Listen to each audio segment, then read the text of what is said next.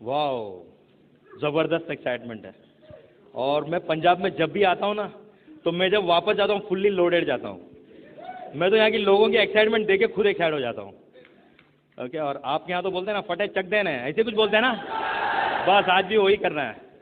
Okay, मेरा तो एक सपना है कि कभी जाके मतलब आप लोगों को वहाँ लेके जाना है और आप लोगों को स्टेज पे बुला के आपकी कहानी वहाँ कोल्हापुर में सुनानी है। बहुत जल्द होने वाला है। इनफैक्ट जलंधर के लोग आ भी रहे हैं अभी, हरलीन साहब तो आके गए। तो सेमिनार शुरू करने से पहले इनफैक्ट मैं बहुत शुक्रगुजार हूँ उस भगवान का जिसकी वजह से मैं बिजनेस में हूँ। कुछ लोग बोलते हैं कि आपको भगवान का शुक्रिया अदा करने की क्या ज़रूरत है, तो मैं उनको यही बोलता हूँ। एक छोटी स्टोरी है। एक बार एक आदमी जंगल में जा रहा होता है और वहाँ पर एक आदमी रो रहा होता है और भगवान की प्रार्थना कर रहा होता है। तो एक जाता है उसके पास, बोलता है कि तुम भगवान की प्रार्थना जंगल में क्यों कर रहे हो, शेर खा जाएंगे तुमको। तो बोलता है कि मैं भगवान को थैंक्स दे रहा हूँ। बोलता है यहाँ पर जंगल में? बोलता है हाँ ना, मैं गधे पे बैठ के आया था, मेरा गधा खो गया, तो मैं उसकी थैंक कर रहा हूँ। तो तेरा गधा खो गया तो थैंक यू बोल रहा है? बोलता है मैं थैंक्स इसलिए बोल रहा हूँ क्योंकि मैं गधे पे नहीं बैठा था, नहीं तो मैं भी खो जाता। ठीक है ना। तो I am really thankful to the God कि उनकी वजह से मुझे बिजनेस दिखा। वैसे मैं थैंकफुल हूँ ब्रिट वर्ल्डवाइड सिस्टम का, जिन्होंने ये सिस्टम बनाई, जिसकी वजह से आज मैं स्टेज पे हूँ। उसी के साथ मैं शुक्रगुजार हूँ जेवन हैंडल और रिच डिवोर्स का, जिन्होंने इतनी अच्छी अपॉर्चुनिटी, एमवे अपॉर्चुनिटी हम लोगों के लिए बनाई, इतना साफ सुथरा बिजनेस। वैसे मैं शुक्रगुजार हूँ मेरी सारी अपलाइंस का, जो मेरे स्पॉन्सर है, Nasir and Farzana Kazi, emeralds in the business. Doctor Baldev Taneja जो यूएस से अभी इंडिया में गए, 1 साल से रह रहे हैं, हमें हेल्प कर रहे हैं। लाइफ में बहुत कुर्बानियाँ दी है उन्होंने हमारे लिए, जो सिर्फ माता पिता दे सकते हैं वो हमारे लिए वो कर रहे हैं। वैसे मैं थैंकफुल हूँ नलिनी शेट्टी का, जॉन पिकरली, जिम डूसेक, और हमारे जो डायमंड है John Crow. We are from John crow.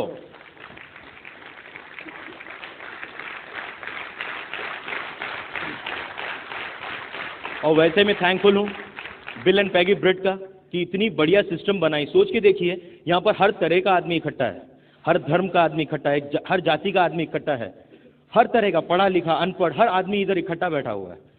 कितनी बढ़िया सिस्टम बनाई है। सोच के देखिए, इतना दूर से लोग आके सिखाते हैं, हमने भी सीखा है। और वैसे मैं थैंकफुल हूँ बहुत सी क्रॉस लाइन डायमंड्स का, जो यूएस से आए, खुद का पैसा, खुद की एफर्ट्स, खुद की एनर्जी उन्होंने खर्चा की और यहाँ पर आके हमको सिखाया। जितने यूएस से जो डायमंड्स है, कुमार हैं, कुलीन देसाई साहब हैं, कांति गाला, कांति लता गाला, कांति हेमी गाला, नाम बहुत लंबे चौड़े, बहुत लोग हैं। सारों का शुक्रगुजार करता हूँ, क्योंकि अगर वो लोग यहाँ पर नहीं आते तो आज मैं स्टेज पे नहीं होता, मैं इतना बड़ा नहीं होता। तो I am really thankful to all this people. और ये सेमिनार ऐसा करेंगे हम लोग कि पहले मेरी वाइफ आके स्टोरी सुनाएगी कि उसका लाइफ क्या था, और फिर मैं आऊँगा। So please help me welcome my beautiful wife Sneh Desai.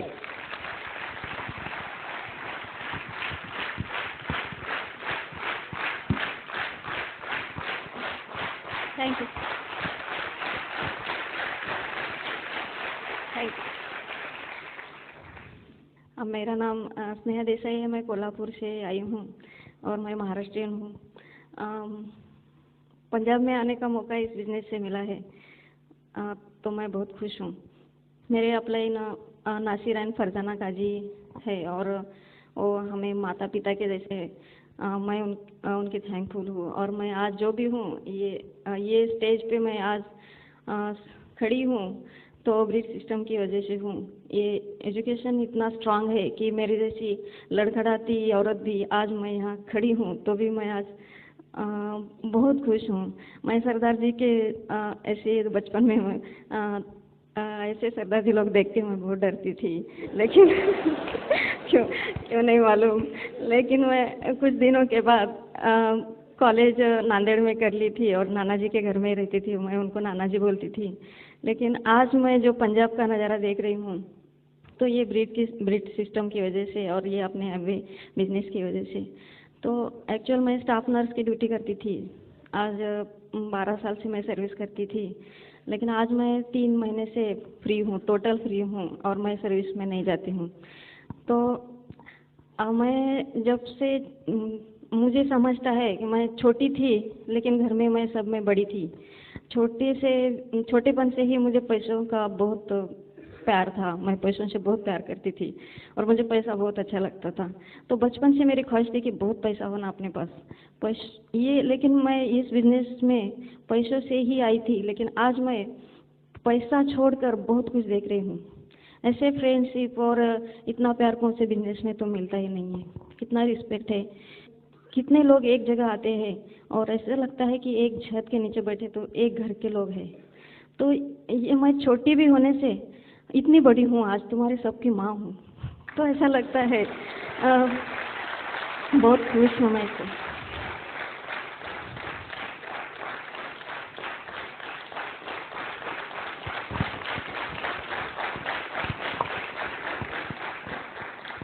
तो मेरा बर्थ छोटे से गांव में हुआ था जहाँ की 7वीं तक पढ़ाई होती थी। तो मैं 7वीं में मेरी ख़त्म हो गई पढ़ाई की। मेरे पापा फार्मर थे, अभी भी है, लेकिन वो पढ़ाई के खिलाफ थे। वो बोलते थे लेडीज़ के लिए पढ़ाई कुछ काम की नहीं है, ऐसे एक हालत के थे। वो खुद 10वीं तक पढ़े थे, लेकिन मुझे स्कूल जाने के लिए रोकते थे। लेकिन मैं बहुत जिद्दी थी। बचपन से ही मुझे अभी पैसा तो कमाना है, सर्विस तो करनी है, ये मेरी ख्वाहिश आखिरी तक ले जाने की मेरी ख्वाहिश थी। और मैं जिद से बाजू वाले गांव में, जहाँ तक 10वीं तक मैं पढ़ाई कर ली, बहुत बार तो हमारे बसेस भी नहीं आती थी, तो मैं पैदल जाती थी, आती थी जाती थी, लेकिन सुनती नहीं थी कभी। और मेरी पढ़ाई ऐसी 10वीं तक हो गई और मैं 11वीं 12वीं में नांदेड़ कॉलेज नांदेड़ ज्वाइन कर ली। और वहाँ वो 12वीं का पढ़ाई ख़त्म होने के बाद और आगे चलने के लिए और भी रोकते थे, घर वाले भी रोकते थे और बाजू वाले भी रोकते थे। बोलते थे हमारे ख़ानदान में कोई सर्विस वाले नहीं रहते, सर्विस करने की कुछ ज़रूरत नहीं है, ऐसे ही बोलते थे। और वहाँ से मैं औरंगाबाद मेडिकल कॉलेज ज्वाइन कर ली और वहाँ 3 साल ट्रेनिंग लेने के बाद फिर मेरे ये सब पढ़ाई के लिए तो मेरे दादी का सपोर्ट बहुत था। मेरे पापा की मम्मी वो बहुत स्ट्रांग थी। वो बोलती थी मेरी प्रियदर्शिनी है, जब प्रियदर्शिनी नाम नहीं था, लेकिन आज बोलती है कि वो मेरी प्रियदर्शिनी है।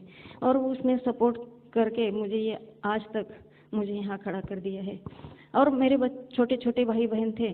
और मेरी जैसे कि ट्रेनिंग ख़त्म होने के बाद मैं सर्विस को लग गई और मेरी मम्मी एक्सपायर हो गई। उससे पहले जब छोटी थी, मैं 5वीं 6वीं में पढ़ती थी, तो क्या हो गया था, मैंने क्या करी थी, मम्मी को पैसे हर दम मांगती थी, चॉकलेट खाने के लिए, कुछ तो खाने के लिए। छोटेपन में ऐसा ही लगता था कि मुझे पैसे होना, तो मैं मम्मी को हमेशा पैसे मांगती। वो बोलती थी कि पैसे पैसे, रोज़ रोज़ पैसे कहाँ से देना तुझे, पैसे का क्या झाड़ लगा हुआ रहता क्या। तो मैं बोलती थी सब झाड़ रहते हैं, फिर पैसे का क्यों नहीं रहता, आपके घर में भी है, खेती में भी है। तो मैं ऐसा 25 पैसे का कॉइन लेके ऐसा ज़मीन में गाड़ के रोज़ रोज़ पानी डालती थी। स्कूल जाते आते टाइम में पानी डालती थी। और मुझे पूछ लिए एक दिन कि ऐसा कैसा होगा, तू क्या क्या लगाए, रोज़ रोज़ पानी क्यों डालती है। तो मुझे ऐसा डांट कर पूछ ली, फिर मुझे रोना आया तो बोलना पड़ा। ऐसा मैं बोली 25 पैसे लगाए उसमें, तो निकाल के दिखाओ, तो काला काला हो गया, तो और भी रोई मैं। तो मुझे ऐसा प्यार से समझा कि फिर उसने बोली कि पैसे लगाने से पेड़ नहीं उगता पैसे का, तो उसके लिए मेहनत भी करनी पड़ती है, क्या क्या करना पड़ता है उसने सिखाया। मेरे गांव में 2 नर्सेस थे और 2 टीचर थे, उसको ही देख देख कर मैं कुछ तो कर रही थी। तो मुझे ऐसा लगा फिर तुझे ऐसा होना है ना, ये टीचर बनना है या नर्स बनना है, कुछ भी बनना है, पैसा कमाना है तो मेहनत करनी पड़ती है, पढ़ाई करनी पड़ती है। कुछ तो उन्होंने समझा के बोल दिया। फिर मुझे लगा कि पैसे का झाड़ नहीं रहता है। जैसे कि अपने हमें बिजनेस में भी किट लगाने से थोड़ी पैसा मिलता है, उसके लिए भी मेहनत करनी पड़ती है। तो मैं फिर ट्रेनिंग ख़त्म होने के बाद घर आई और 2 महीने में मेरी मम्मी का एक्सीडेंटली देहांत हो गया, वो एक्सपायर हो गई। फिर मेरे घर में जो छोटे बच्चे थे, जो मेरे 2 भाई और 2 बहना थे, तो उसके लिए मुझे बहुत दिन सर्विस करनी पड़ी। तो मुझे बचपन से ही मम्मी का रोल करना पड़ा और मैं बहुत दिन ऐसे 10-12 साल सर्विस करती गई।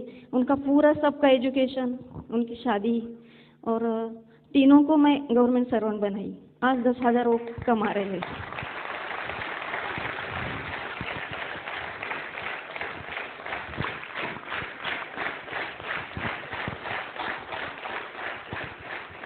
जो आज वो हमारा सबसे छोटा भाई था, वो MSc B.Ed हो गया। और फिर उसके बाद मेरी सोच लेनी, सब बोल रहे थे कि इसकी शादी बनाएंगे, तो मैं बोलती थी मुझे शादी नहीं करना, मैं तो खुश नहीं थी, क्योंकि मैं किसी को हर्ट नहीं करना चाहती, क्योंकि हमारे नर्सेस लोगों के बहुत से हस्बैंड उनके ऊपर डिपेंड रहते हैं। हमारे उधर महाराष्ट्र में तो ऐसा है कि बहुत से नर्सेस लोगों के मिस्टर सर्विस ही नहीं करते थे, कुछ तो साइड बिजनेस करते थे, और मुझे देखकर ऐसा लगता था मुझे भी ऐसा मिला तो बहुत परेशानी आएगी, और मैं शादी करने के लिए तैयार ही नहीं होती थी। तो कुछ दिनों के बाद मेरा छोटा भाई बोला, मैं तो हो गया, क्वालिफाई हो गया, लेकिन मुझे शादी नहीं करने की, क्योंकि तेरी शादी नहीं होती जब तक मैं तो शादी नहीं करूँगा, ऐसा ही बोलता था। और मेरी शादी के लिए सब घर वालों ने सोच ली, लेकिन मैं बोलती थी मुझे ऐसा हस्बैंड चाहिए जो कि बहुत पैसा कमाने वाला हो और मेरे से ज़्यादा पढ़ाई लिखाई हो उसकी। तो मैं बहुत लोगों को नाम रखती थी, है ये खाता है, ये पीता है, ये ऐसा है, ये वैसा है। मुझे डिपार्टमेंट में बहुत लोग चिढ़ाते थे कि तुझे कैसा होना चाहिए, तो मैं ऐसा होना बोलती थी। जैसा मैं सपना रचाया था वैसा ही मुझे एमवे डिस्ट्रीब्यूटर मिला।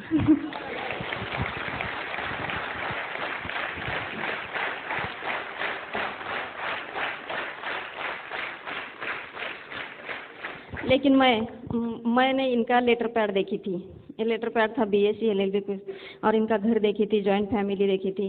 इनके घर में बहुत से लोग रहते हैं, मम्मी पापा, इनके 2 भाई, उनके 2 औरतें, और 1-2 बच्चे थे घर में, एक बच्चा था और एक हमारा एक था। अभी इनकी स्टोरी में सुन लीजिए बाद में क्या होता है। तो ये देखने लेने के बाद, और इनके घर में मारुति भी थी, घर मस्त था, बंगला था, अच्छा सा था, बात करने में भी अच्छी थी। मेरा इंटरव्यू लिए 2 घंटे, ऐसे ही बोली मेरी चॉइस है। मैं सोच ली थी कि इनका इंटरव्यू मैं ले लूँ, लेकिन इन्होंने मेरा इंटरव्यू भी ले लिया। तो उनकी अच्छी बुरी जो भी आदतें है वो सब बता दिए। फिर मैं कुछ नहीं बोलती, इनका लेटर पैड देख लिया और इनकी पर्सनालिटी देख के मुझे लगा कि बहुत अच्छी ख्वाहिश, इनकी बात करने की भी आदत बहुत अच्छी है, चलो यही अच्छा है। तो मेरा गांव और इनके गांव में डिफरेंस है 500 किलोमीटर का, लेकिन गॉड प्लान से ये मेरी शादी इनके साथ तय हो गई। और मुझे ऐसा लगता था कि ये प्रैक्टिस करते होंगे, घर में काला सूट भी दिखता था, बड़े बड़े बुक्स थे ऐसे लॉ के। अच्छा है बोल के मैंने हाँ कर ली। और इनके साथ शादी होने के बाद कुछ दिनों में मतलब 8 दिनों में ही मैं रोज़ सुबह से ड्यूटी करके शाम घर आती थी, मतलब 3-4 बजे आती थी, थक के आती थी, और इनका 6 बजे शुरू होता था तैयार होना। बोलते थे मेरी मीटिंग है, तो मैं थोड़े दिन सुन ली मीटिंग, मुझे क्या मालूम, इतना इंटरेस्ट मैं लेती नहीं थी, लेकिन वो बोलते थे मेरी मीटिंग है। हमारे गवर्नमेंट जॉब में तो ऐसा नहीं होता कि रोज़ रोज़ मीटिंग कहाँ से रहती, कभी 6 महीने में कभी तो मीटिंग होती थी, लेकिन ये रोज़ रोज़ मीटिंग कहाँ जाते हैं, मेरा पूछने का भी ऐसा अंदाजा नहीं रहता था कि क्या है तुम्हारी मीटिंग बताओ। लेकिन 1 महीना देख ली मैं, थोड़े दिन के बाद और बोले 6 बजे जाते थे, रात के 12 बजे आते थे, और फ़ोन को चिपका के बैठते थे, कब तक फ़ोन चलता रहता था। ऐसा खाना भी लगाए तो 1-1 घंटा खाना नहीं खाते थे, फ़ोन आए कि खाने पर से उठते थे। इतना भी मैं समझती थी ये ऐसी मीटिंग क्या है, बोले दे थे कि हमारा एक कुछ तो एमवे बिजनेस है, तो मैं सुन ली थी, सीरियसली नहीं लिए थे कुछ भी। तो ये और भी 1-2 बजते थे रात के सोने के लिए, फिर इनका रोज़ रोज़ ऐसा ही चलता रहता था। तो मैं बहुत तंग आई थी, फिर मैं इनके साथ रोज़ झगड़ती थी, सचमुच मेरा और इनका बहुत दिन झगड़ा होता था। मैं इतनी नेगेटिव थी, बहुत नेगेटिव थी, लेकिन मैं आज 100% पॉजिटिव हूँ, क्योंकि ये हमारे बिजनेस की वजह से। मैं बहुत बार रोती भी थी, सबके साथ घर में बोलती भी थी। घर वाले भी बोलते थे, मेरे ससुर जी भी सीए है, और वो भी बोलते थे कि ये पागल है, इसके पीछे मत जाओ तू, और ये कुछ तो साबुन बेच रहा है, और ये कुछ तो शैम्पू बेच रहा है, और कुछ तो ग्लिस्टर बेच रहा है। मैं इनको सीए करके रखा है, एलएलबी भी प्रैक्टिस करते करते ये छोड़ के ये कुछ तो कर रहा है, इनके पीछे मत जाओ। मुझे भी ऐसा लगता था सचमुच ये गए काम से, कुछ तो कर रहे हैं। तो इसमें से और कुछ दिनों के बाद ये बोल दिए कि मुझे अभी अब क्या करना। बोलते थे मुझे सिल्वर जाना है इस महीने। मैं बोली कैसा सिल्वर रहता है वो, चलो बोले सिल्वर है, सिल्वर होना है मुझे इस महीने में। मैं नहीं सिल्वर गया कोई देख तो मैं गद्दी पे नहीं सो जाऊँगा, मैं यहाँ सो जाऊँगा नहीं नीचे सो जाऊँगा, चटाई पे सोते थे। अगले महीने नहीं सिल्वर बनूंगा, इस महीने में नहीं बनूंगी तो क्या करोगे। तो बोले मैं इस महीने में नहीं बनूंगा तो फिर नीचे जाके चटाई पे सो जाऊंगा, नीचे लॉन पे सो जाऊंगा। और मैं बोली वही महीने में नहीं बनूंगे तो वो बोले मैं रोड पे जाकर सो जाऊंगा। तो बोले ये क्या मुसीबत आई है हमारे पीछे ये। मैं बोली शादी करके और पछता रही हूँ, मैं तो पहले से नहीं बोलती थी। मैं तो ऐसा ही चलते आया, लेकिन भगवान नहीं करे कि हमारे साथ ऐसा नहीं होगा। उसी महीने में हम सिल्वर बन गए।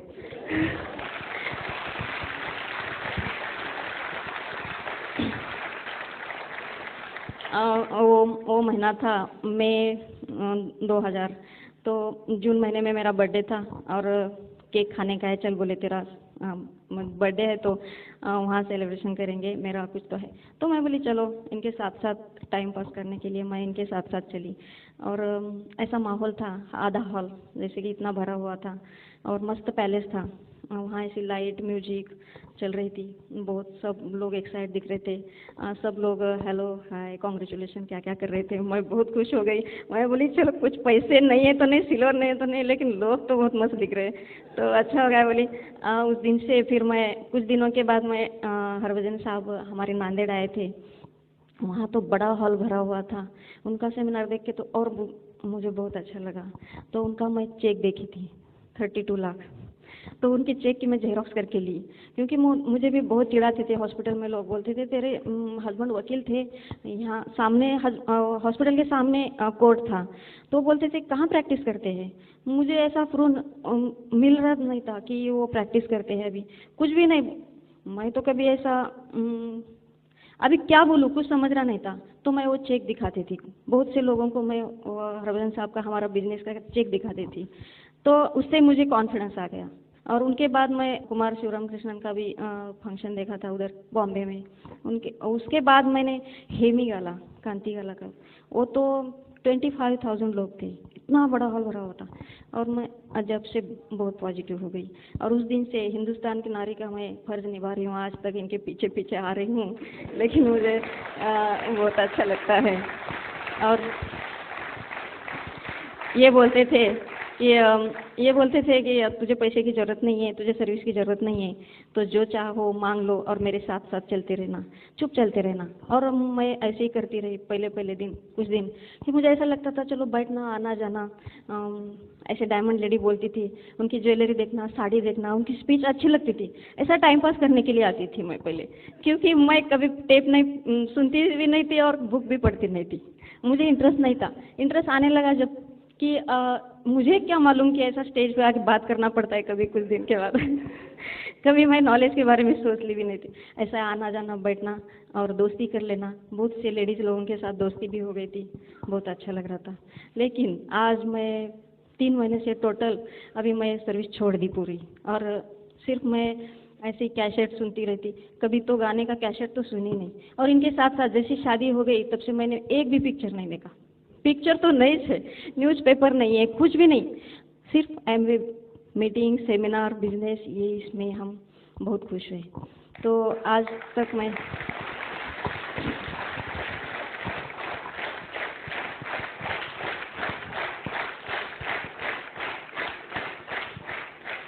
देखो, मैं आज जो भी हूँ ये मैं अपने एमवे बिजनेस की वजह से हूँ। और मेरे जो अभी हम बैठे उठे खाते पीते सोते, तो एमवे का नाम लिए बगैर कुछ भी काम की शुरुआत नहीं होती। हम एमवे का भी एक हिस्सा ही बना हुआ है। तो मेरी एक स्टोरी अभी होने के बाद मैं इनको इनवाइट करती हूँ। Please come Kiran ji. Wow, great. So friends, in fact मैं जब पैदा हुआ बहुत छोटा था। ये मैं इसलिए बोल रहा हूँ क्योंकि मैं बिजनेस में भी 0% से शुरू किया है। ये बिजनेस ऐसा है कि कोई यहाँ पर सीधा एमरल्ड नहीं बनता, कोई यहाँ पर सीधा डीडी सिल्वर नहीं बनता। हम लोग भी 0 से स्टार्ट करते हैं। और मेरी पैदाश हुई है बहुत ही गरीब फैमिली में। मेरे पापा तभी पढ़ाई करते थे। इनफैक्ट हम 3 भाई हैं, मेरा बड़ा भाई भी था। मेरे पापा गवर्नमेंट सर्वेंट थे, वो टीचर थे, लेकिन उनका सपना बहुत बड़ा था। उनको किसी ने बोल दिया कि तुम बीकॉम किए हो, सीए क्यों नहीं करते हो। तो वो चले गए बम्बई सीए करने के लिए। और मेरी मम्मी भी गवर्नमेंट सर्वेंट थी आरटीओ में। तो पापा बम्बई में पढ़ते थे, तो पढ़ाई के लिए तभी मम्मी का सपोर्ट था। और जैसे मैं पैदा हुआ मम्मी को नौकरी भी छोड़नी पड़ी, क्योंकि 2 बच्चे, दोनों हैरान करने वाले, और मैं तो ज़्यादा हैरान करता था। तो फिर नौकरी छूटने के बाद बम्बई आ गई मम्मी भी। पापा तभी एक जगह पे पेइंग गेस्ट करके रहते थे। घर के एक आदमी के घर के बाहर बिस्तर डाल के सोते थे। तो उनको घर लेना पड़ा और उस घर में हमने रहना शुरू किया। बहुत बड़ा मकान था हमारा, इतना बड़ा मकान था कि हम थे तो 2 बच्चे और माँ बाप, लेकिन अगर पैर लंबा भी कर दिया ना किसी और को लग जाता था, इतना बड़ा मकान था हमारा। ओके, वो 8x10 की खोली थी, उस खोली में बाथरूम भी था, उस खोली में किचन भी था और उस खोली में बेडरूम भी था। बहुत बढ़िया घर था। वैसे और एक जो चीज़ लगती है उसके लिए बाहर जाना पड़ता था, समझ गए ना आप लोग, वो घर में नहीं थी। ओके, बम्बई में बहुत लोगों का बाहर ही होता है। और एक आपको बताता हूँ, बहुत मज़ेदार घर था वो, क्योंकि जब बारिश आती ना तो बारिश का अनुभव लेने के लिए बाहर जाने की जरूरत नहीं होती थी, छत से पानी आ ही जाता था। बहुत बार हम लोग छाता लेके सोते थे, रेनकोट पहन के सो जाते थे और घर में सारी मम्मी कपड़े सुखाती थी। बहुत बढ़िया लगता था रेनी सीजन, छाता लेके रेनकोट पहन के सो जाओ। कभी पहन के सोए आप लोग? मैं तो वैसे ही सोता था। तो फिर थोड़ा ऐसे बड़े होने लगे और डैडी क्या करते थे, हमारे डैडी भी बहुत एम्बिशियस थे, तो घर चलाने के लिए वो जब ट्रेन से आते थे ना तो अगरबत्ती बेचा करते थे ट्रेन में, ताकि घर अच्छा चले। और बहुत सपने थे उनके हमारे लिए, तो उन्होंने हमको कॉन्वेंट स्कूल में डाल दिया। इनफैक्ट वो अफोर्ड नहीं कर सकते थे, लेकिन हमको कॉन्वेंट स्कूल में डाल दिया। हम तीनों भी कॉन्वेंट में पढ़े हैं। और मुझे अभी भी याद है मेरा बचपन, कि जब मैं स्कूल जाता था ना, इतनी लंबी चड्डी होती थी मेरी, इतनी लंबी, जिसके यहाँ भी 4-5 बटन होते थे ताकि ढीली करे, वो पहले फिट और बाद में ढीली ढीली ढीली। वो क्यों था पता है क्या? ताकि वो ज़्यादा साल तक चले। ओके, जैसे केजी में यहाँ तक है, फिर पहली, दूसरी, तीसरी, चौथी, समझ गए? आगे से ठीक हो जाती थी। ओके, आगे से ठीक ऊपर ऊपर आ जाती थी। लेकिन प्रॉब्लम पीछे से आ जाता था, पीछे से फट जाती, फिर मम्मी उसको पैच लगा देती। अब कैसे था पता है? वो पैच लगाने के बाद ऐसा था कि लोगों को तो नहीं दिखना चाहिए, अपना कुछ भी हो, आगे से चड्डी ठीक लग रही है, पीछे से भी ठीक लगनी चाहिए, तो मैं बैग नीचे तक बांधता था, यहाँ तक, और ऐसे ऐसे स्कूल चला जाता था, समझ गए आप लोग? और फिर जब बैठता ना तो ऐसी बैग खसका के ऐसे बैठ जाता, बैठने के बाद किसी को दिखता नहीं था। लेकिन एक मैं आपको बताता हूँ, मैंने गरीबी बहुत देखी है, लेकिन मेरे दिमाग में गरीबी कभी भी नहीं घुसी। मेरे दिमाग में गरीबी कभी भी नहीं थी, कभी दिमाग में गरीबी नहीं थी।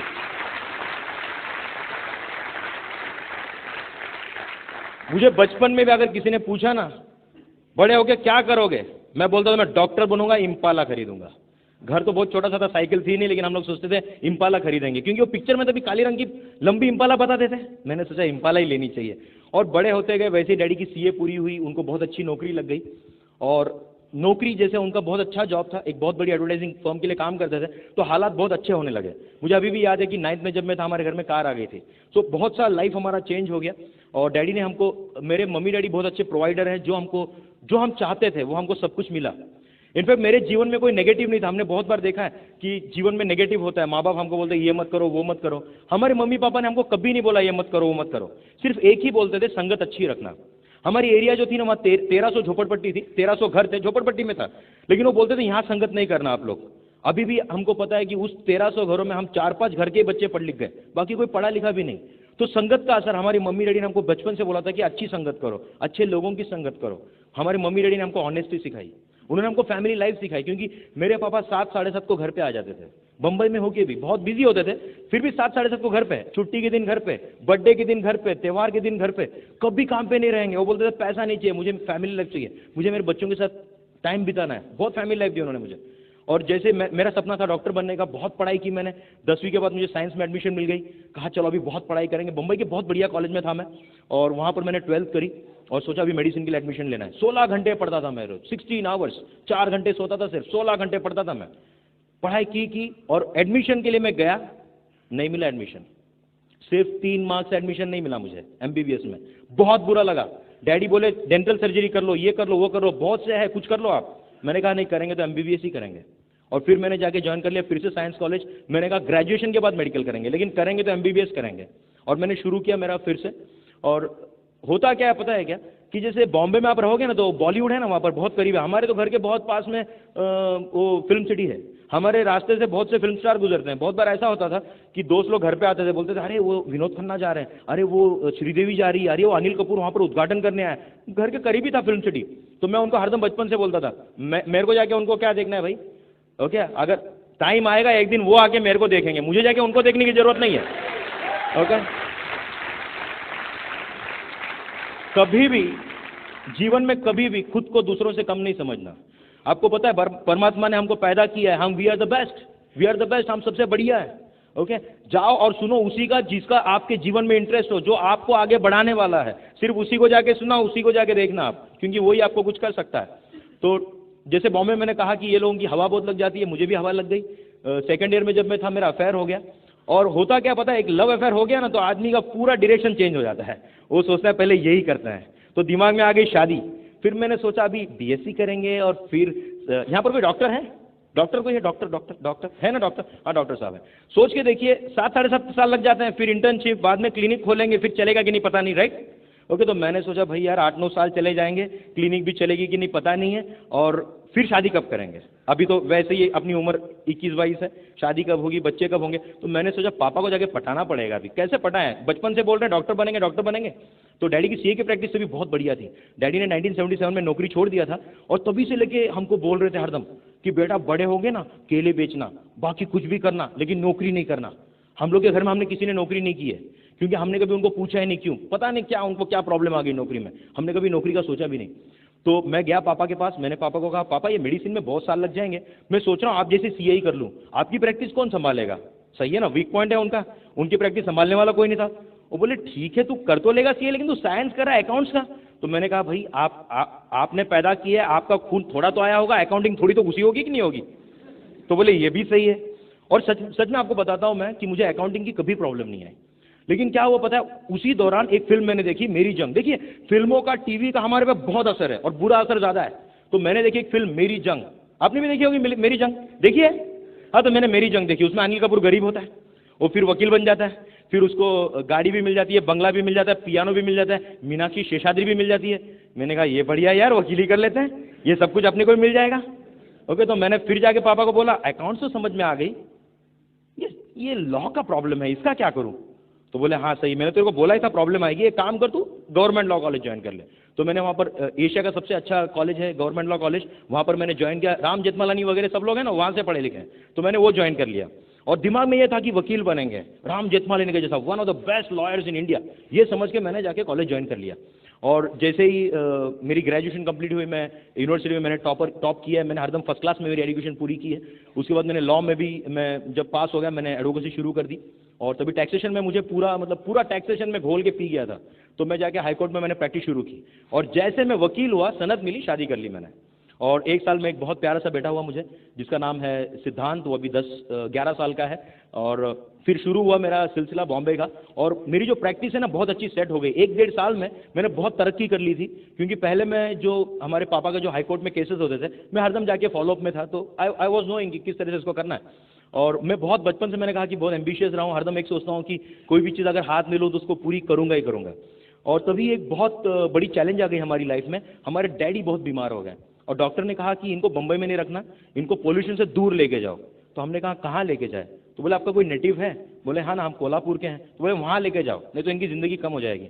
और जैसे हमारे मम्मी पापा ने हमको बहुत प्यार दिया था, हमने सोचा चलो एक और बिजनेस था, एक और प्रोफेशन था हमारी वकीली, और दूसरे और मम्मी पापा थे, तो हमने कहा प्रोफेशन छोड़ देते हैं, चलते हैं कोल्हापुर। पता नहीं था कोल्हापुर जाके क्या करेंगे, लेकिन चले गए फिर भी कोल्हापुर। एक बता सकता हूँ, कोल्हापुर में जाने के बाद वकीली शुरू करने के लिए, डॉक्टरी शुरू करने के लिए किसी की पहचान होना बहुत ज़रूरी है। तो हुआ क्या, कोल्हापुर गए, किसी की पहचान नहीं थी, तो वहाँ पर मुझे एक वकील, बहुत बड़ा वकील था, उन्होंने मुझे जूनियर करके रख लिया। जूनियर का मतलब क्या पता है, पगार तो मिलता नहीं, काम सारा करो और खुद के पैसे भी खर्च करो।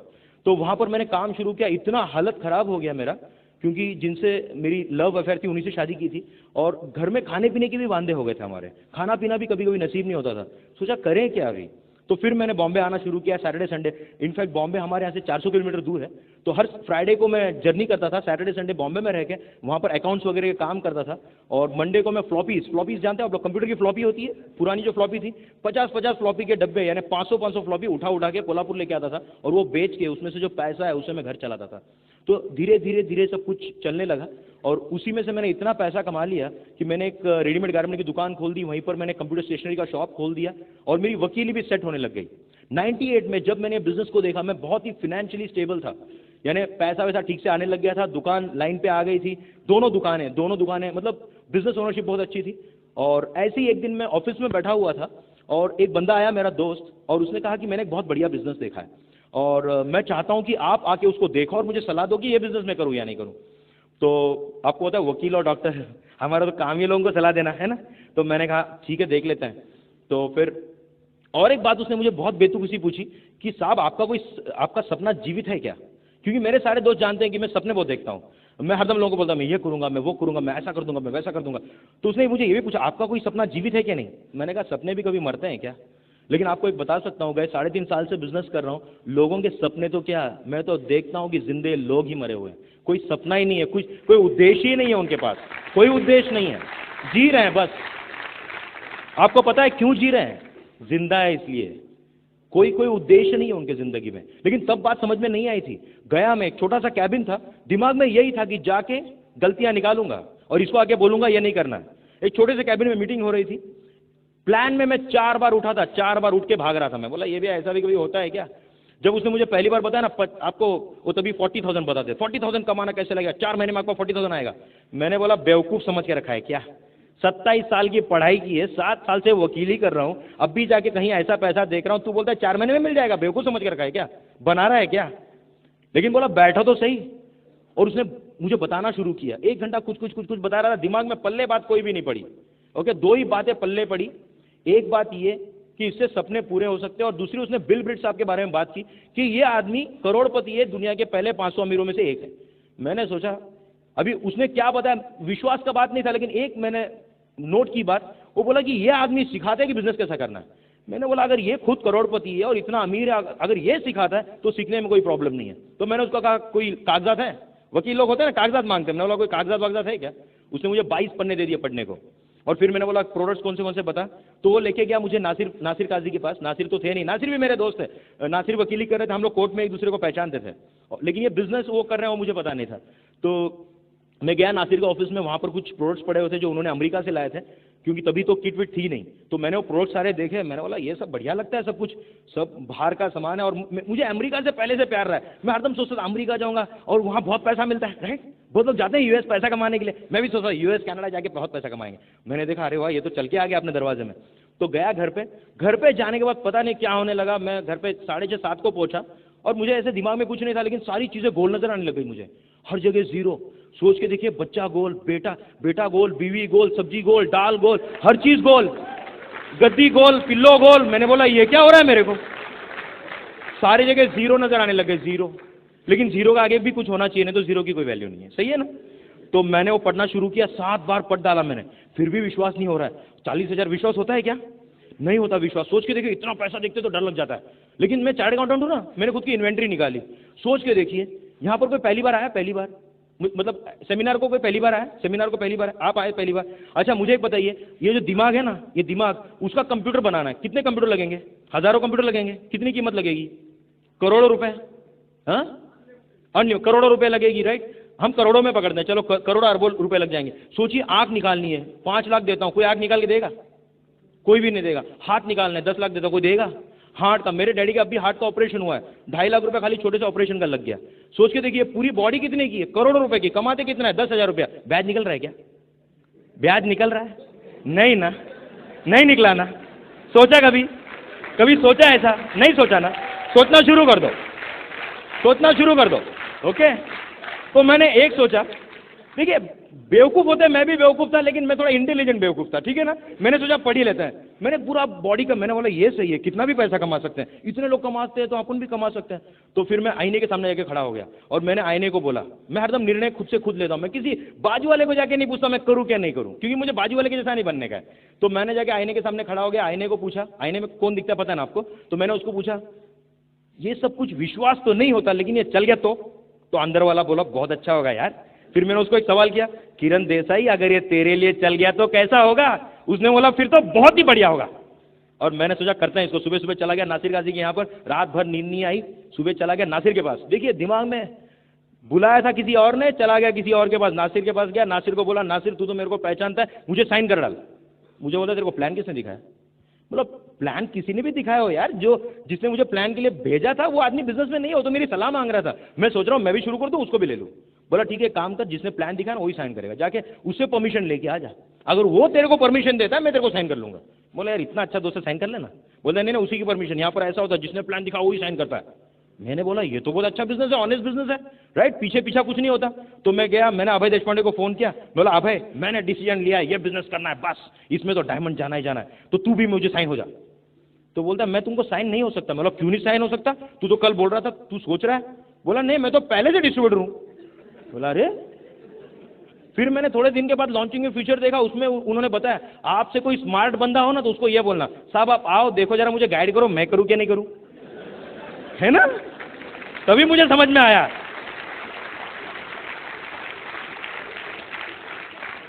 मेरे जैसे 1.5 छाने आदमी को डायरेक्ट भेज के नहीं चलता, राइट। तो उसने सोचा होगा इसको ये 1.5 छाना है ना, इसको ऐसे ही भेजते हैं। तो मैंने बोला ठीक है यार, साइन हो जाएंगे। लेकिन मेरे स्पॉन्सर ने एक ही अच्छा काम किया, क्या पता है, मेरे को स्पॉन्सर किया। मेरे स्पॉन्सर के स्पॉन्सर ने भी एक ही अच्छा काम किया, उसने मेरे स्पॉन्सर को स्पॉन्सर किया। वैसे बीच के 6 लोगों ने एक ही अच्छा काम किया, और जो ऊपर है 7 ऊपर है वो है नासिर एंड फरजाना काजी। अभी मेरे sponsor directly Nasir and Farzana Kazi है, क्योंकि बीच के सारे लोग मिस्टर इंडिया, समझते हैं आप लोग, मिस्टर इंडिया होते हैं लेकिन दिखते नहीं है। ओके, पिक्चर में एक अंगूठी पहनी थी, यहां पर ये लोगों ने किट पहन लिया, है ना। हमारा किट पहन के भी बहुत लोग मिस्टर इंडिया बन जाते हैं।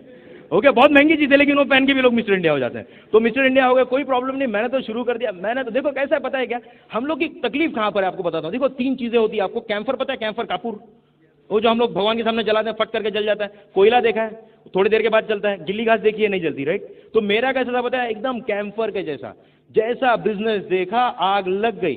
कुछ लोगों को थोड़े दिन के बाद लगती है, 8-10 दिन, महीने के बाद। कुछ लोग होते हैं गिल्ले घास, और आप लोग टाइम कहां वेस्ट करते हो पता है, गिल्ले घास के पीछे। अरे बाबा उसके पीछे टाइम मत वेस्ट कर, तेरी माँ चीज खत्म हो जाएगी, तू गिल्ला हो जाएगा, वो गर्म नहीं होने वाला है। समझ गए आप लोग, वो गर्म नहीं होने वाला है, वो पूरी गिल्ली घास है। आपको ढूंढना है कैंपर और कोयला, जो जिसको आग लग सकती है, पता है, थोड़ी तो लगनी चाहिए कि नहीं आग, राइट। तो मैंने तो पहले दिन से प्लान दिखाना शुरू, कोट लटका दिया सीधा, बोला अभी कोट नहीं जाना, यही ठीक है, इसी को कर लेते हैं। 4 महीने में 40,000 कमाने को शुरू करेंगे, वकीली फिर से कर लेंगे, वैसे भी 2 बार कर ही चुके, और एक बार कर लेंगे, फर्क क्या पड़ता है, राइट। इसको पहले कर लेते हैं। और शुरू किया प्लान दिखाने को, बहुत कम लोगों को पहचानता था। तो मैंने क्या किया, पहले कुछ लोगों को प्लान दिखाया, बोला एक्साइटेड, मुझे लग रहा है करना चाहिए लेकिन विश्वास नहीं। मैंने बोला एक काम करो, तुम्हारे घर पे कुछ लोगों को बुलाओ, मैं उनको प्लान दिखाता हूँ। मैंने 2 बोर्ड बनवाए थे, एक था 2x3 का और एक था 2x1 का। 2x1 का था पप्पी बोर्ड, जिसको मैं मोटरसाइकिल पे लेके घूमता था, यहाँ पर पीछे लटकाता था, लेके घूमता था पूरे दिन, 5, 6, 7 प्लान। पहले महीने में मैंने 450 लोगों को प्लान दिखा के 42 लोग को पहले महीने में साइन कर डाला। समझ गए आप लोग, पहले ही महीने में इतनी आग लग गई थी। ओके, लेकिन 408 लोगों ने ना भी तो बोला था। 408 लोग ना बोला, मुझे पता है आपको, 408 लोग ना कैसा भी बोल सकते हैं। कैसा बोलते पता है, कुछ लोग नहीं करने का है, कुछ लोग बोलते हैं नहीं करने का है, कुछ लोग क्या बोलते पता है, मेरे पास पैसा नहीं है। अरे यार पैसा नहीं है, कर ले, पैसा आ जाएगा यार। कुछ लोग बोलते हैं मेरे पास तो टाइम ही नहीं। डॉक्टर लोग क्या बोलते पता है, मेरे पास टाइम ही नहीं है। टाइम आने वाला है क्या डॉक्टरी करके, वकीली करके। देखो हर तरह से लोगों ने मेरे को ना बोला है, हर तरह से लोग ना है ना। कुछ लोग मतलब अलग अलग, कुछ लोग क्या बोलते हैं, मेरी बेटी की शादी है, कुछ लोग बोलते हैं मेरे बेटे की पढ़ाई है, 10वीं है, तू पढ़ रहा है क्या, तू पढ़ रहा है, तेरा बेटा पढ़ रहा है। और अगले साल आप जाओगे ना, अगले साल तो क्या बोलता है पता है, कि अभी मेरी बेटी 10वीं में आ गई। उसके अगले साल क्या होने वाला है, उसका बेटा 12वीं में चला जाएगा। तो करेगा नहीं। आपको ना लोग किसी भी तरह से बोल सकते हैं। एक मैं आपको बताता हूं, आपको करना क्या है, जो बहाने। और कुछ लोग बोलते हैं प्रोडक्ट बहुत महंगे हैं। अरे थोड़ा कॉमन सेंस वापरना चाहिए। मुझे एक समझ में नहीं आता प्रोडक्ट महंगे कैसे है। सोच के देखिए, 35 रुपए की टूथपेस्ट 12 महीने यूज करो, कितना पैसा खर्चा हुआ, 420 रुपया। हमारी 110 रुपए की 12 महीने यूज करो, कितना खर्चा हुआ, 1320 रुपया। डायरेक्ट बन जाओगे, 54,000 मिला, खर्चा किधर ज्यादा हुआ, खर्चा किधर ज्यादा हुआ, इधर या उधर। आई डोंट अंडरस्टैंड, प्रोडक्ट महंगा क्या है, प्रोडक्ट तो पैसा कमा के दे रहा है। दांत घस घस के कोई अमीर बना है बाहर, खाली यही जगह जहां लोग दांत घस घस के अमीर बन रहे हैं। आपको पता है सिल्वर के पहले मैं 2 बार दांत घसा था, अभी 4 बार दांत घसता हूं। क्यों पता है, 2 बार दांत घसने से लखपति बन गया, सोचा 4 बार घसने करोड़पति बन जाएंगे, है कि नहीं। दांत घसो यार, दांत घसने का है, दूसरा कुछ नहीं करने का है, नहाने का है, धोने का है, खुद को साफ रखने का है, खुद को साफ रखने का बिजनेस है, पता है, अंदर से और बाहर से। मैंने तो शुरू कर दिया, बस लगाते रहे। इनफैक्ट पहले 1-2 हफ्ता कोई साइन नहीं होता, मैं सिर्फ प्लान ही प्लान दिखा रहा था, लिटरेचर सबको मैं ही दे रहा था, फॉलोअप मैं ही कर रहा, सब कुछ मैं ही कर रहा था। एक दिन रात को 11:15 बजे घर पे जा रहा था, तो मेरा जो अपलाइन है ना, नासिर फरजाना काजी, नासिर काजी मिला, उसका ऑफिस रास्ते में पड़ता था। फिर बोला किरण इधर आ, 11:15 बजे रात था। बोलता कहाँ गया था, बोला बोर्ड दिखता नहीं, प्लान दिखा के आ रहा हूँ। कोर्ट तो लटका दिया, मैं जाता ही नहीं हूँ, डेट ले रहा हूँ। तो बोलता है अच्छा कोई साइन हुआ, बोला अभी तो कोई तैयार नहीं हुआ लेकिन होंगे। मेरे को बोलता सोच कोल्हापुर में कोई साइन नहीं हुआ तो। बोला यार रात को 11:15 बजे रुका के ये पूछ रहा है क्या तू, नेगेटिव दे रहा है मेरे को रात को 11:15 बजे, क्यों फ्रस्ट्रेट कर रहा है मुझे। बोलते नहीं एक ऐसा पूछ रहा हो तेरे को, नहीं साइन हुआ तो क्या करेगा। बोला बाजू में जिला है ना सांगली, वहां चला जाऊंगा। बोलता वहां को नहीं हुआ। बोला यार देख 11:15 बज रहा है, मेरे पास टाइम नहीं है, सांगली में कोई साइन हुआ, पूरे महाराष्ट्र में जाऊंगा, महाराष्ट्र में कोई नहीं हुआ, महाराष्ट्र के बाहर जाऊंगा, इंडिया में कोई नहीं हुआ, इंडिया के बाहर जाऊंगा, जब तक दुनिया का आखिरी आदमी मेरे को ना नहीं बोलता मैं बिजनेस नहीं छोड़ने वाला हूं। I am not going to leave it. Okay, तो ये जज्बा होना चाहिए। क्यों पता है? Some will, some won't, so what, somewhere 6 will. कहीं ना कहीं तो 6 मिलेंगे, ढूंढना है हमको, राइट? कहीं ना कहीं मिल जाएंगे, कोई प्रॉब्लम नहीं। मैंने शुरू किया, लगता रहा। मैंने कभी 12% के नीचे बिजनेस को देखा ही नहीं है, मैं 12% के ऊपर ही ऊपर। और शुरू हो गया, मैं बिजनेस ऐसा बढ़ने लगा तेजी से। और मुझे एक दिन याद आता है, क्योंकि मेरा बिजनेस में उस दिन बहुत विश्वास बढ़ा था। 9 मई 1998 बॉम्बे में एक रैली हुई थी, पहली रैली इंडिया की हुई थी बॉम्बे में। 6-7 हज़ार लोग थे और उस रैली को हम लोग बैठे थे। और वहां पर कुमार थे, कांति गाला आके गए, बहुत से डायमंड्स लोग, कुलीन देसाई, मणिपाल रेड्डी, बहुत लोगों ने बोला। लेकिन उस दिन एक्साइटमेंट मुझे एक बात की लगी। 9:45 बजे रात को एक लेडी स्टेज पे आई, रूबी मेयर, फिलीपाइंस से आई थी। और वो व्हील चेयर पे बैठी थी, उनका ये टूट गया हड्डी यहाँ का। और उन्होंने फिलीपाइंस में पहले दिन, जब फिलीपाइंस में बिजनेस शुरू हुआ था, उन्होंने 2361 किट पहले दिन साइन कर दिया था। और वो डबल डायमंड थी। मैंने एक ही बात सोचा, ये औरत जो चल नहीं सकती, जो व्हील चेयर पे बैठ के डबल डायमंड चली गई है, अगर ये कर सकती है तो किरण देसाई जरूर कर सकता है उस दिन। ओके, तो यही है।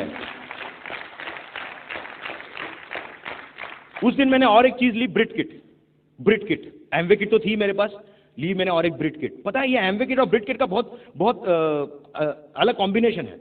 आपको पता है एमवे किट क्या है? KIT। और ब्रिट के भी किट में KIT है। आपको पता है एमवे का किट क्या है? कितने इसमें टिकेंगे, जो टिकेंगे वही ऊपर दिखेंगे। समझ गए आप लोग? अभी कुछ लोग बोलते हैं कैसे इसमें टिकेंगे, ले लो ना ब्रिट किट, क्योंकि वो भी है KIT, कैसे इसमें टिकोगे। उसमें बताया ना सब कुछ, कैसे इसमें टिकोगे, वो ले लो, टिक जाओगे, प्रॉब्लम नहीं है। आपको बताऊं, जिस दिन मेरे घर पे पहली बार किट आया था ना, पहली बाटली मैंने बाहर निकाली थी, डिश ड्रॉप्स 420। मैंने बोला लॉयर 420। मैं बोला मैं तो ऐसा नीचे बैठ गया था, अभी क्या करूं। और सर को हाथ पकड़ लिया था। 42 लोगों को साइन तो कर दिया था, किसी को पता नहीं था 420 की बाटली आएगी। मैं पूरा डर गया था, इनको मैं क्या बोलूं जाके। लेकिन मैंने एक सोचा, पूरे दुनिया में कंपनी है, सारे जगह चल रही है, 420 का, इसको थोड़ा स्टडी करना पड़ेगा, राइट? और मैंने स्टडी करना शुरू किया। ओके, इसलिए मैंने बोला कि प्रोडक्ट्स महंगे नहीं है। तो चलता रहा हमारा बिजनेस, बहुत बड़ा ग्रुप हो गया हमारा। और नवंबर 98 में मैंने कहा कि अब इस महीने तो सिल्वर जाएंगे, बस ये तो हो गया। मैंने अपलाइन को जाके बोल दिया, this month I am going silver, nobody can stop me. क्योंकि ग्रुप बहुत बढ़ रहा था, 5-6 लाख हमारी ग्रो हो रही थी। लेकिन बोलते हैं ना कि भगवान की मर्जी के बगैर पत्ता भी नहीं हिलता। आप अगर आज यहाँ पर बैठे हो ना, तो भगवान की मर्जी के बगैर नहीं आ सकते हो यहाँ पर। अगर मैं यहाँ पर आया हूँ, भगवान की मर्जी है, इसलिए मैं यहाँ पर हूँ। तो वही हुआ, मेरे लाइफ में एक बहुत बड़ा चैलेंज आ गया फिर से। मेरी जो वाइफ थी वो मतलब मैंने उनको खो दिया 4 नवंबर 1998। और पूरी जिंदगी मैंने वर्स्ट सिचुएशन मेरी लाइफ का वही 4-5 महीने थे, नवंबर से लेके मार्च तक पूरा नेगेटिव में चला गया। जिंदगी पूरी नीचे आ गई मेरी।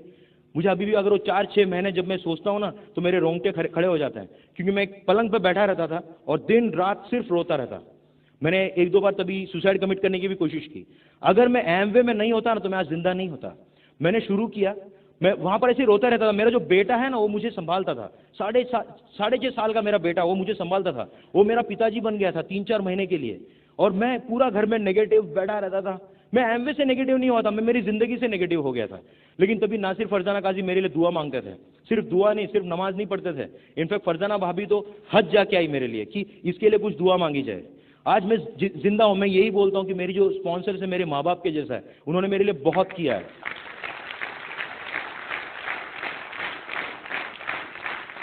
सोच के देखिए, हमारे जो दोस्त हैं, हमारे रिलेटिव हैं, बहुत लोग प्रदेश में रहते हैं, कोई हमको फोन भी नहीं करता। अगर फोन करेगा भी तो भी वो बिल का सोचता है। लेकिन डॉक्टर बलदेव तनेजा हर 2 दिन में मुझे फोन करते, 1-1, 1.5, 2-2 घंटा मेरा सुनते रहते। मैं उनको कुछ भी बोलते रहता, वो मुझे सुनते रहते थे। लेकिन हरदम एक बोलते थे, किरण तुमको वापस आना पड़ेगा, क्योंकि तुम्हारा बेटा है, उसके लिए तुमको कुछ सोचना पड़ेगा। और मैं उनको बोलता था, नहीं, मेरे ख्याल से जिंदगी खत्म हो गई, मैं जी नहीं सकता हूँ, मेरा सब कुछ खत्म हो गया। बोलते थे, नहीं, कुछ खत्म नहीं हुआ है। और मेरी डाउनलाइन है, 180 लोग मेरे ग्रुप में थे, गायब, खाली 6 लोग बच गए थे। 174 लोग गायब हो गए थे, कहीं नजर भी नहीं आते थे, सारे मिस्टर इंडिया हो गए थे। सिर्फ 6 लोग थे जो हरदम मेरे घर पे आते थे। मुझे बोलते थे, किरण देसाई, आपने हमको बिजनेस दिखाया, आपने हमको आशा दिखाई है, आपने हमको सपना दिखाया, आपका कर्तव्य बनता है हमको दिशा दिखाने के लिए, हमको आप पे विश्वास है, आप कर सकते हो, आप चलो हमारे साथ सेमिनार में। आपने हमको बोला सेमिनार जाना होता है, और वो मुझे जबरदस्ती सेमिनार में लेके जाते हैं। हर महीने में एक बार पकड़ के मुझे सेमिनार लेके जाते हैं। मैं सोचता था क्या कर रहे हैं लोग मेरे साथ में। मेरी क्रॉस लाइन भी मेरे घर पे फोन करती थी, नहीं तुमको फंक्शन आना है, हमारे यहाँ से फंक्शन 400 किलोमीटर दूर। तो जनवरी में मैं एक फंक्शन को गया था, गिरीश पूर्णिमा देसाई, ऐसे ही हजारों लोग बैठे थे। लेकिन ऐसे लग रहा था कि वो इंसान मेरे से कुछ बोल रहा है, शायद सिर्फ मेरे से बात कर रहा है। और उसने बोला कि क्यों भगवान आपको सिल्वर बनाएगा। 200 सवा 200 लोगों की जिंदगी आप पे डिपेंडेंट है। क्यों आपको वो डीडी बनाएगा? 1000-1500 लोगों की जिंदगी आप पे डिपेंडेंट है। क्यों आपको एमरल्ड बनाएगा? 10-12 हज़ार लोगों की जिंदगी, चूल्हा आप पे डिपेंडेंट है। आपका वो शोल्डर का ताकत जो है, आपकी जो खांदों की ताकत है, उसको चेक करने वाला है। और जब तक आपके खांदों में उतनी ताकत नहीं आती कि आप लोगों का प्रॉब्लम सॉल्व कर सकते हो, आप जिस दिन स्ट्रांग लीडर बन जाओगे, जिस दिन उसको लगेगा कि अभी आपकी शोल्डर में ताकत है सबको उठाने की, उसी दिन आप सिल्वर भी जाओगे, गोल्ड भी जाओगे, डीडी भी जाओगे, एमरल्ड भी जाओगे और डायमंड भी जाओगे।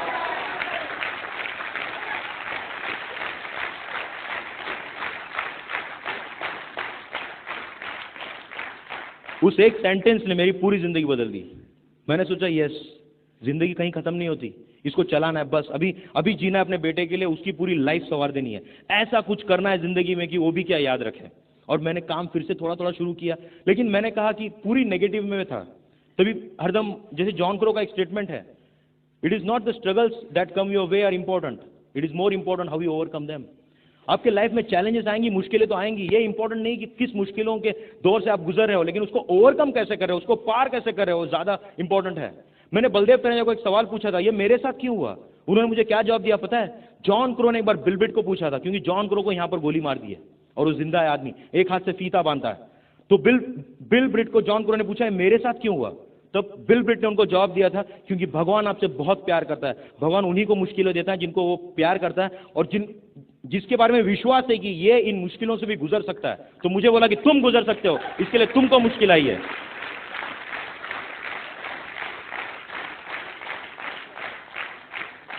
मैंने उनको और एक बात पूछी थी, ऐसा कितने बार गिराएगा मुझे, कितने बार तुम? उन्होंने मुझे बोला गिरना बुरी बात नहीं है किरण देसाई, गिरे पड़े रहना बुरी बात है, गिरे पड़ा रहना नहीं, आपको खड़ा रहना है। तो मैंने कहा कितने बार उठना पड़ेगा? उन्होंने कहा सिर्फ एक बार। बोला सिर्फ एक बार? हाँ ना, जितने बार भगवान गिरा सकता है तुमको उतनी बार गिरो, लेकिन एक बार ज्यादा उठना। लास्ट टाइम जब तुम उठोगे भगवान सिर्फ देते जाएगा, देते जाएगा, देते जाएगा और देते जाएगा। और मैंने शुरू किया इस बिजनेस को, बहुत मेहनत की। तभी जब मेरा ये ऐसा सिलसिला चालू था, तभी मेरा बेटा हरदम मेरे पास आता और मुझे बोलता पापा मुझे नई मम्मी ला दो। तो मैं सोचता कि ये ऐसा कभी हो सकता है क्या? मैं उसको बोलता कि तुम गलत जगह मांग रहे हो, जाओ भगवान से मांगो, क्योंकि हमारे बंगले के बाहर बड़ा महादेव जी का टेम्पल भी है। मैं बोलता जाओ भगवान से मांगो, वो आपको देगा, जिसने छीना है उससे ही मांगो। तो जाता, फिर मेरे पास आता, बोलता मैंने भगवान से मांगा है, मुझे मम्मी मिल जाएगी। अब रोज आके बोलता, रोज रोज रोज। उसने एक सपना डाल रखा था, पता नहीं उसको किसने बता दिया था। मेरी सोच क्या थी कि मुझे भी मिल जाएगी, लेकिन मेरे बेटे को माँ मिल सकती है क्या? यहाँ पर बहुत लेडीज बैठी हैं, क्या लगता है आपको माँ मिल सकती है? नहीं, बहुत बहुत मुश्किल है। लेकिन आपको बताता हूँ कि देखिए, अगर आपका सपना है, आपका विश्वास भगवान पे है ना, कोई भी बात हो सकती है।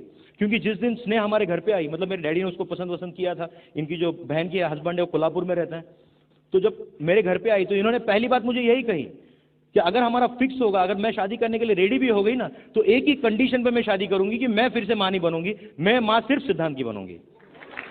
ओके?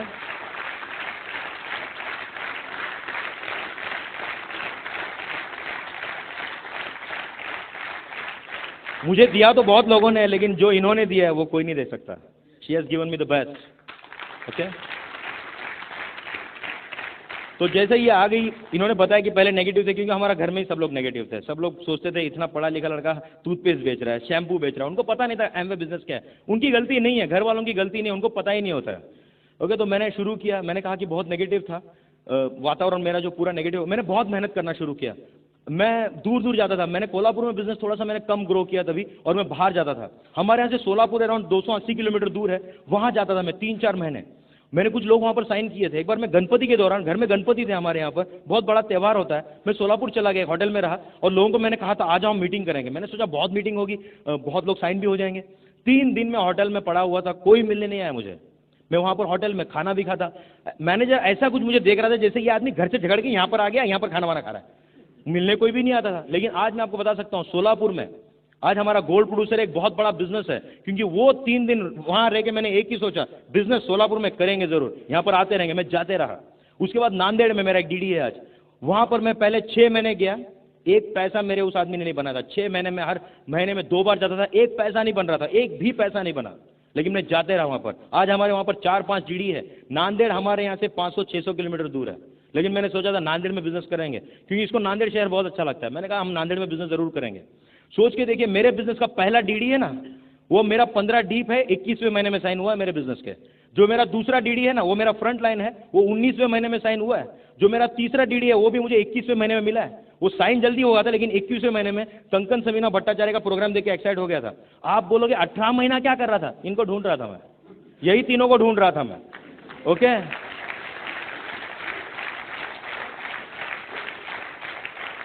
और आज हम लोग महीने का ₹1,00,000 से ऊपर इसलिए नहीं कमाते क्योंकि 3 लोगों को डीडी बना दिया है, इसलिए कमाते हैं क्योंकि हमने इतनी चैलेंजेस देखी है, इतनी ना देखी है। जिस दिन आप भी इतनी ना देख लोगे ना, आपकी भी महीने की इनकम 1,00,000 के ऊपर आने लग जाएगी। आपको फेलियर देखना पड़ेगा, आपको फेलियर देखना पड़ेगा। बहुत किया है, बहुत जगह प्लान दिखा है, बहुत लोगों ने ना बोल दिया, कोई फर्क नहीं पड़ता। आजकल कोई ना बोलता है ना, मैं बोलता हूँ थैंक गॉड, ना बोल दिया इसने। सोच के देखिए, मेरी चीज है, मैं दे रहा हूं, उसने नहीं ली, नुकसान किसका हुआ? मेरा या उसका? उसका नुकसान हुआ, मेरा थोड़ी ना कोई नुकसान हुआ, मेरा तो कोई प्रॉब्लम नहीं है, राइट? तो एक ही है, आपको लोग मिलते जाएंगे। आपको करना क्या है? आपको जितना हो सके लोगों को प्लान दिखाते चलो। आज सोच के देखिए क्या लाइफस्टाइल है। मैंने बहुत लोगों को जिनकी ना सुनी है ना, उनका मैं आपको बताता हूँ। मेरा एक दोस्त है, बजाज सुपर गाड़ी होती है, बजाज सुपर देखी यहाँ पर होती है, बजाज सुपर, वो टेढ़ी करके किक मारनी पड़ती है, होती है ना यहाँ पर। तो उसके पास वो गाड़ी थी, मेरे पास समुराई थी। मैंने उसको बोला चल करते हैं बिजनेस, अमीर हो जाएंगे। 98 में बोला था उसको। मुझे क्या बोलता पता है? ऐसा भी कभी होता है क्या? मैं आपको बोलूं, आज मेरी जो गाड़ी है ना 15 फीट लंबी है, इंडिया में सिर्फ 246 लोगों के पास है। मेरे पास बलेनो अल्टूरा है, ओके, अराउंड 9.5-10 लाख का गाड़ी है। आज भी वो उसी गाड़ी को चलाता है, उसका नंबर प्लेट भी चेंज नहीं हुआ है।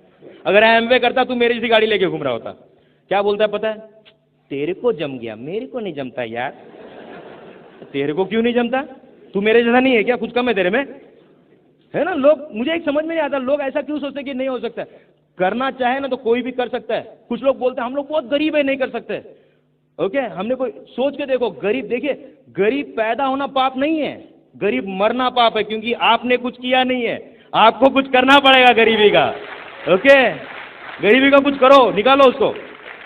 मेरी अपलाइन का सपना है, इनफैक्ट मेरी अपलाइन डॉक्टर बलदेव तनेजा का जो सपना है वो क्या है पता है? जो कांति हेमीगाला का सपना है, जो बिल ब्रिट का सपना है। वो सपना क्या है पता है?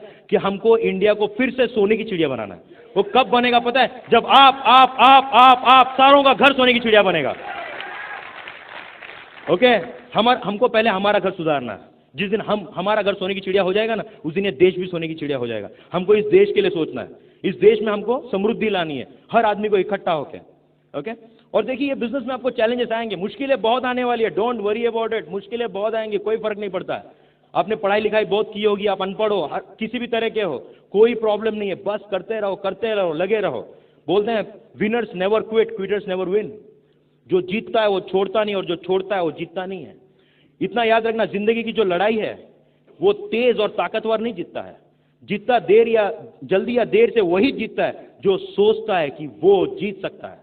और अगर आप सोचते हो कि आप जीत सकते हो तो आप जीतोगे जरूर।